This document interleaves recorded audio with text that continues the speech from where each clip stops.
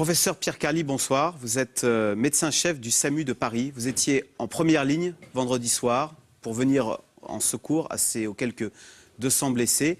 Alors racontez-nous comment ça s'est passé. D'abord, comment vous a-t-on prévenu et où vous-même étiez-vous Monsieur Tarlet, c'est notre métier. On est les équipes du SAMU, les équipes des pompiers. C'est-à-dire que lorsqu'il y a un événement de cette envergure, mais aussi au quotidien, notre travail, c'est d'être devant, de secourir, mais surtout de soigner pour nous, équipe médicale, les victimes et les blessés. Cette soirée, en fait, elle a commencé le matin.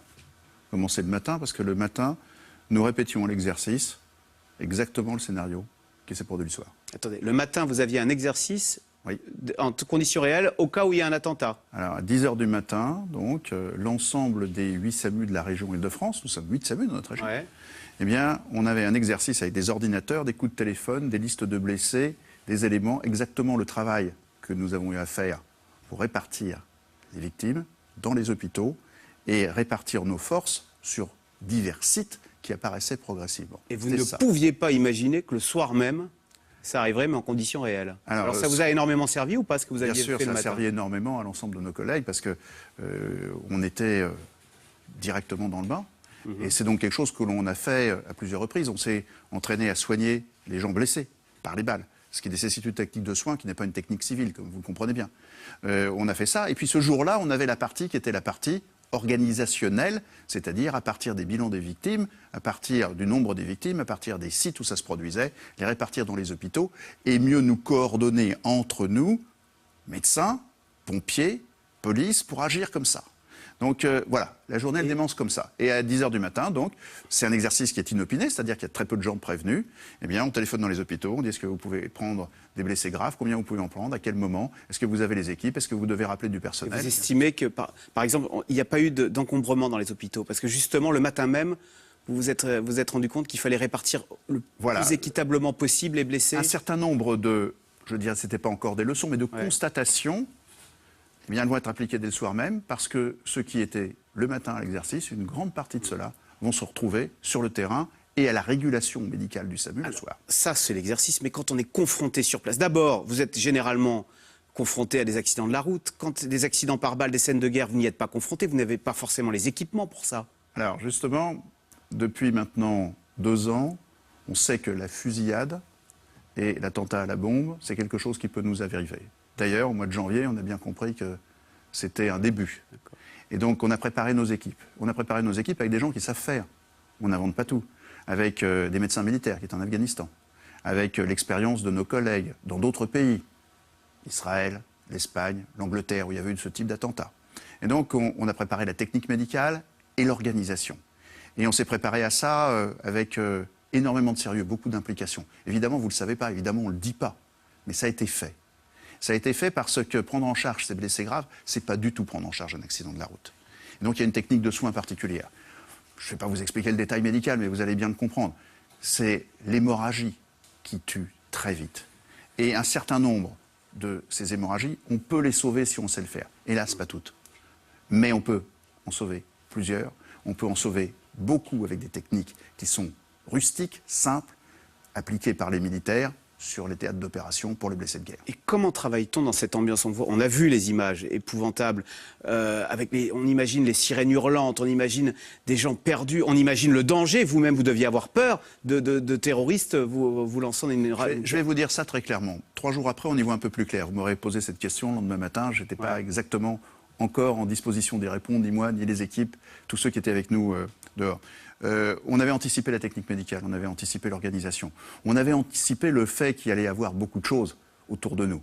On n'avait pas anticipé l'horreur telle qu'on l'a vue et surtout la gravité de ce que nous allions voir. Et donc ça, c'était un point qui pour nous était très important. Vous savez, quand vous travaillez à Paris, Paris c'est une ville sûre, on ne vous tire pas dessus quand vous secourez les accidentés de la route. Vous n'avez pas, à ces moments-là, quelqu'un qui vous dit « n'avancez pas docteur, n'y allez pas, c'est pas sûr ». Donc c'est une ambiance un peu différente. Et donc nous sommes adaptés à ça.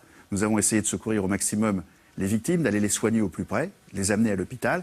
Et à certains moments, eh bien, nous n'avions pas notre liberté de mouvement, nous n'avions pas la possibilité de bouger. La zone n'était pas sûre. Et quand on regarde a posteriori ce qui s'est passé, c'était vrai. Dans Paris, à certains moments, des hommes armés circulaient, tiraient sur tout ce qui bouge, et y compris donc, sur les terrasses de café où il y a eu de très nombreuses victimes. C'est très difficile. Vous avez des soutiens psychologiques là, pour toutes les équipes qui sont intervenues du SAMU? C'est pas très difficile, c'est extrêmement prenant au départ. C'est-à-dire quand vous êtes dans une situation comme celle-là, vous êtes sur un aspect technique et professionnel. Nos médecins, ils ont répété ça. Ils ont compris ce qu'il fallait faire. Vous êtes à la recherche de vos objectifs. Et donc, vous parlez avec les gens, on a un contact humain qui est extraordinaire avec les gens qui sont blessés, mais on a aussi la nécessité de faire vite un certain nombre de gestes, de prendre des décisions, de ne pas hésiter. Et puis c'est ensuite qu'on réfléchit, c'est ensuite qu'on parle. Quand on est dans l'action, à la limite, ça va, et ensuite... Ouais. C'est un peu ça, c'est pour ça d'ailleurs qu'on fait ce travail, qu'on s'y prépare. C'est pour que dans l'action, on soit au service total, absolu, des gens qui ont besoin qu'on les soigne. Qu'est-ce qui vous a le plus surpris durant cette soirée de vendredi soir? Dans cette soirée, c'était la violence de la situation. Moi, vous savez, j'ai à peu près 35 ans d'urgence. Depuis jeune interne, j'étais au SAMU, puis ensuite j'ai fait des tas d'autres choses aussi, mais j'ai toujours été dans dans les circonstances d'urgence. On a traversé des vagues d'attentats. Ouais. 86, 96. On a eu des accidents très graves en France, on a eu des catastrophes. Mais cette violence qui avait pour but de tuer, c'était pas la même. Là, c'était quelque chose où nous n'étions pas en train d'essayer de pallier un manque de chance, à un défaut quelque part. C'était s'opposer à la volonté de tuer, à la volonté sur le terrain de faire le maximum de dégâts humains. C'est ça que nous avons. Et ça, c'est un peu inhabituel pour nous. Les médecins militaires le savent mieux. Les armes qui ont été utilisées, elles n'ont qu'un seul but, tuer. Et nous, notre seul but, c'était d'essayer de sauver ceux qui pouvaient survivre. Il y a en ce moment même, professeur, 221 blessés. Alors on imagine, c'est plus ou moins, une balle, c'est plus ou moins grave suivant le lieu, l'endroit où vous la recevez. Que vont-ils devenir, ces blessés? Vous savez, une balle, c'est très grave. Une balle d'arme de guerre, c'est toujours très grave. Et malheureusement, ces armes, je vous le disais il y a un instant, c'est des armes qui sont faites pour tuer, et non que ce seul but. Donc, lorsque la balle, par chance, ne touche pas un des organes vitaux immédiats, vous pouvez très bien survivre, à condition que l'on applique les techniques de soins qui vont bien à ce moment-là, et surtout qu'on vous amène à l'hôpital où on peut réaliser la chirurgie qui va vous sauver et ensuite qui va vous permettre de guérir. Mais je sais bien ce que vous allez me dire. Quand on raisonne, on dit, ben voilà, c'est quelqu'un, il a eu de la chance, il a pris une balle dans la jambe. Oui, c'est ce qu'on pense. Bah oui, idiot de penser ça. C'est pas aussi simple que ça. Une balle dans la jambe, surtout ce type de balle, c'est quelque chose qui peut saigner énormément. Et si vous n'êtes pas rapidement opéré, cette hémorragie peut vous tuer. Cette jambe blessée, qui paraît peut-être un moindre mal quand on voit tout autour, c'est quand même pour les gens qui aujourd'hui sont à l'hôpital, des semaines, des mois d'hospitalisation, de rééducation. Donc croyez-moi, rien là-dedans n'est anodin.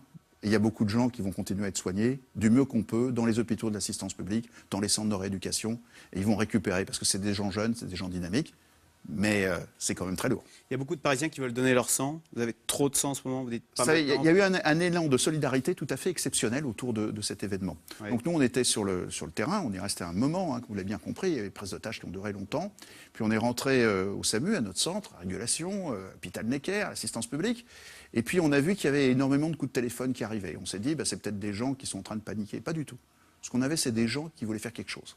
Donc on a eu des tas de médecins, d'ailleurs même sur le terrain, des tas de médecins, des collègues, qui se sont proposés, qui ont dit, mais écoutez, on peut vous donner un coup de main. Dites-moi ce qu'on peut faire avec vous, on vous donne un coup de main. Il y a un blessé à surveiller, on le prend, on va le faire. Un cardiologue, un hématologue, des gens qui ne sont pas forcément dans notre parti. Dans les hôpitaux, c'est l'ensemble du corps médical qui s'est mobilisé, pas seulement les urgences et les chirurgiens, qui sont revenus massivement faire leur travail. Puis au téléphone, on a des gens qui nous ont appelés, qui nous ont dit, écoutez, nous on ne peut pas faire grand-chose, mais est-ce qu'on pourrait aller donner notre sang, est-ce qu'on pourrait faire quelque chose? Et effectivement, dès le lendemain, il y a eu beaucoup de monde devant l'établissement français du sang, dans ces différentes antennes, qui ont voulu participer en donnant leur sang. Puis ça, c'est très bien, et puis c'est un geste très citoyen.